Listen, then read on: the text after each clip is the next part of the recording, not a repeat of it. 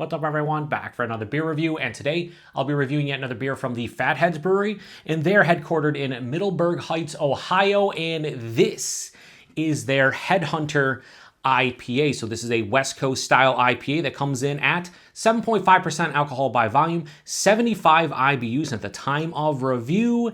This can is exactly 18 days old, and I am stoked to re-review this one. Yes, re-review this one because I reviewed this one back in the early days of my channel in 2018. And I'm just gonna be honest with you guys here, full disclosure, I have never loved this beer. Now, this is a beer that used to get hype back in the early to mid 2010s. If someone was going to Cleveland or Ohio in general, you had to go and grab this one if you were a craft beer lover and loved hop forward beers.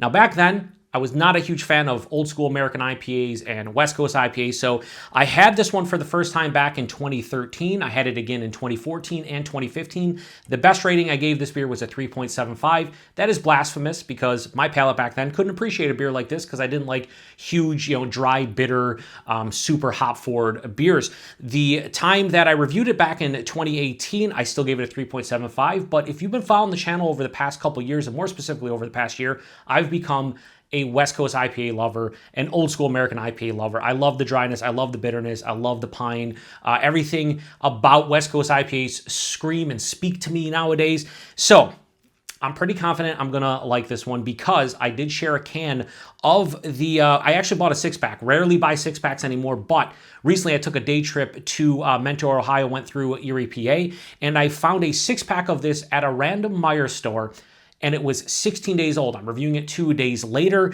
and we never see this beer as fresh here in the Buffalo, New York area. We do get Fatheads, we do get Head Hunter, but the freshest I usually find this is like a month old, which is fine, but more often than not, it's like 6 to 8 weeks old. It's very hard to find it also in a cooler. A lot of times it's just out on the shelf, so this was in Meijer's cooler, or in Meijer's, yeah, I guess Meijer's, but it's Meijer. It's not, I always plural when I say Meijer's, but it was in the cooler at Meijer, and it was 16 days old. Reviewing it 18 days old, I want optimal freshness, and I did share one of the cans from the 6-pack, had 4 ounces.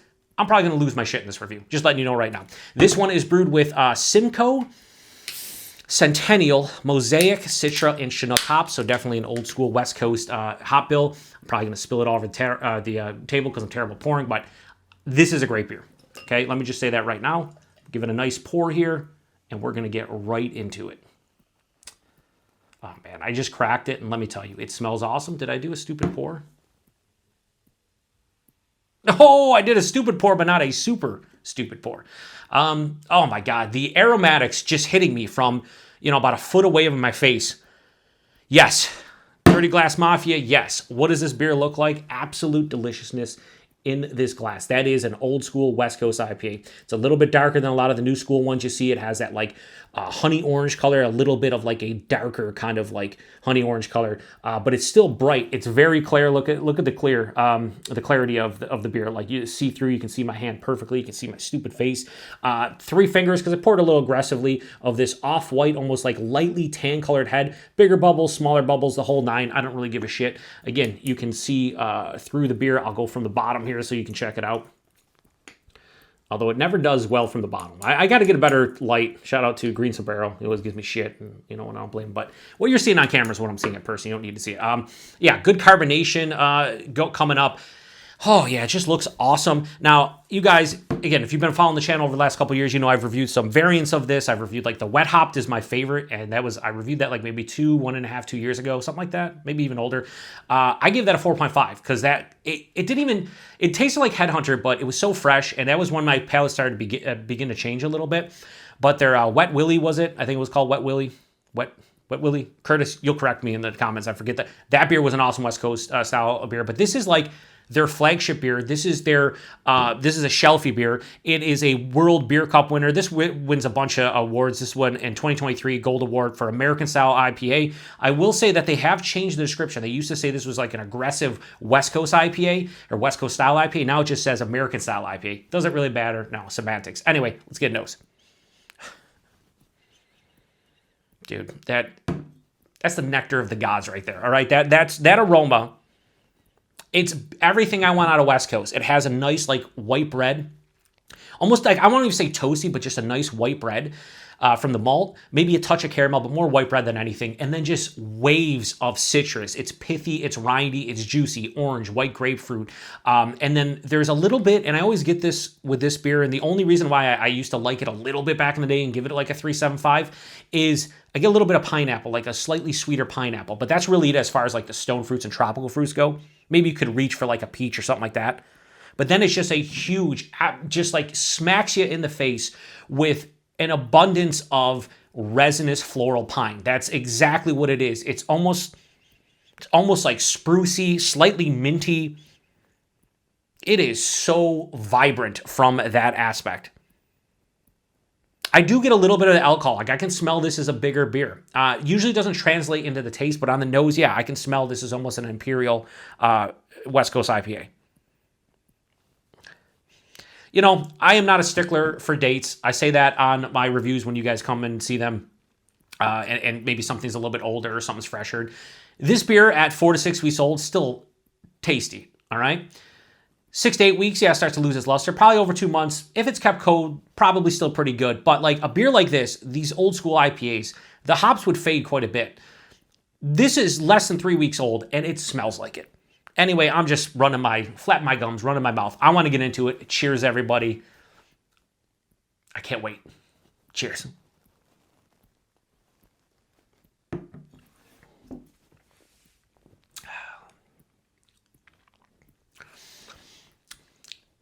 Deliciousness personified.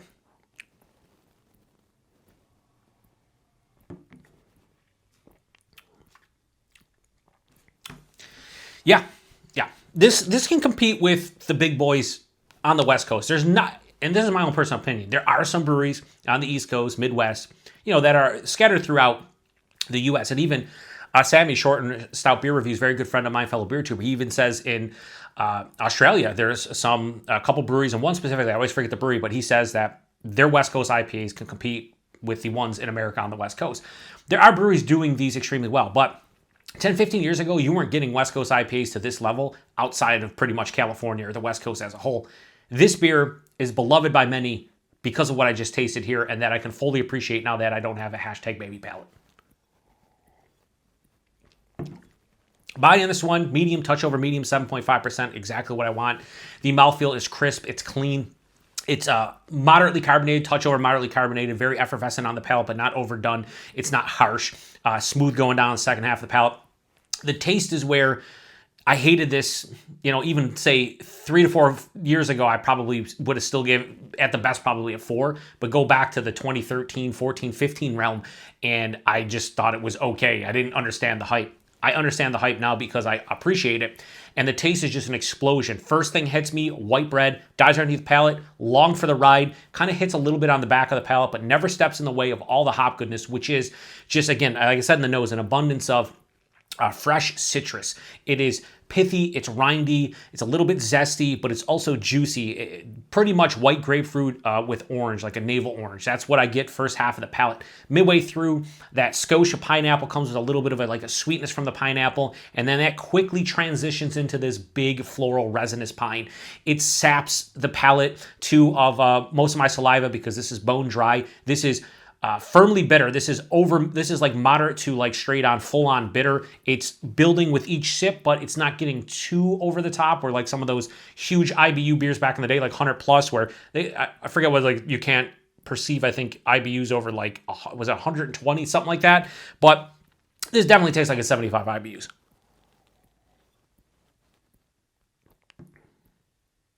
Like I said, no stringency of the alcohol in the palate. I could smell a little bit in the nose, but on the palate, definitely not even close. I can tell this is the close to Imperial beer because the flavors, you're not getting that. You're not getting those types of flavor notes and profiles from something that would be, say, 5.5%, 6%. So I know this is, the 7, 7.5, 8 range for sure. This is a phenomenal West Coast-style IPA from a Midwestern brewery. It always has been. And, I get a lot of questions on my channel nowadays about like, hey, I've been trying these beers or this style and I can't seem to get over the hump. Listen, keep trying different styles. For me, I couldn't even tell you how many IPAs I tried when I first started drinking craft beer in the, I started getting it in late 2009, but really started getting into it big time in early 2010. I didn't appreciate an actual IPA until like 2 or 3 years later. And I tried a lot of them. I just couldn't get over the bitterness, couldn't get over that, big hop character that was really piney. I just couldn't do it. And then I started to appreciate them a little bit more. And then here we are, pretty much about 13 to 14 years after that, I've started to appreciate it. And really the last year, I am a full-on West Coast IPA guy, and I'm proud to say that. I've also had people, say they don't see, like, why is this beer so special? It's a shelfie. In fact, friend of mine, Jerry, on Untapped, he actually, because when I shared the can, I posted the Untapped check-in, and I said, man, I can't wait to review this can. And he said, man, I never realized how many people love Fatheads beers, and specifically this beer, because it's pretty much a shelfie. If you weren't drinking or you weren't like huge into beer, say 10 to 15 years ago, there were certain beers throughout the country that just got hyped. Like in the Midwest for like hop forward beers, you had Zombie Dust from Three Floyds that a lot of people went nuts about. Same thing with this. A lot of people went nuts about this. I used to have friends that would drive down to Cleveland and buy a case of this just on a day trip. That's all they would go down there, buy a case per person or whatever, and come back. That's how much they like this beer. Now you can get it wherever it gets a distro, and it is a shelfie beer. I found it at Meijer in Mentor, Ohio, on the shelf. It's easy to get, but that doesn't mean it's not delicious. It just means it's easier to get. They have not cut corners with this beer. That's another plus. So it's a longer review, but it's a re-review, and this is kind of like a love song to this, or like, paying homage to this beer, because even though I never fully appreciate it, I do now. And I get all you people out there that used to tell me that, this beer is amazing, and I would be like, I don't get it. You guys were right. You were. Plain and simple. I always admit my faults and my mistakes, and every single one of you said this was an amazing beer. You're not wrong. And guess what? I don't care if you can find it at a huge chain grocery store.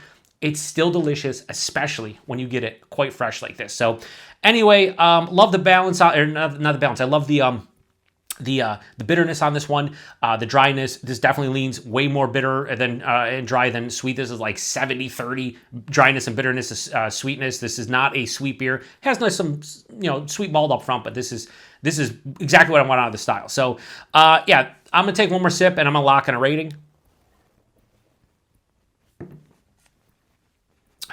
Glass lacing's fantastic. All right, so rating on the, I would say, iconic Head Hunter IPA from Fatheads. Ladies and gentlemen, all day, every day, this gets a 4.75 out of 5. Yeah, I'm going to raise this a point from the last time I reviewed it. That's how different my palate is nowadays, and how much I want to let you guys, understand that my palate's in a completely different place. Palates are a fun thing. They're a crazy thing. They're a very unique and complex thing. And yeah, 4.5 or 4.75 out of 5. Exactly a point rating upgrade from the last time I reviewed this one a little over 7 years ago. Price point availability is going to differ where you buy it. However, at that Meijer and Mentor, it was on sale. It was normally $13.99 six-pack, but it was 50 cents off. So it was $13.49 a six-pack for the specific six-pack that I bought. Here in New York State, I think it's a little cheaper. I think it's like $12.99 a six-pack. And probably if you shop at different places, you might get a better deal, maybe a little worse. But I paid $13.49 for that six-pack. I'm sure 12-packs are probably in that like $20 to $22 realm. So great value when you're talking, around $2 a can, and if you buy a 12-pack, probably under $2 a can.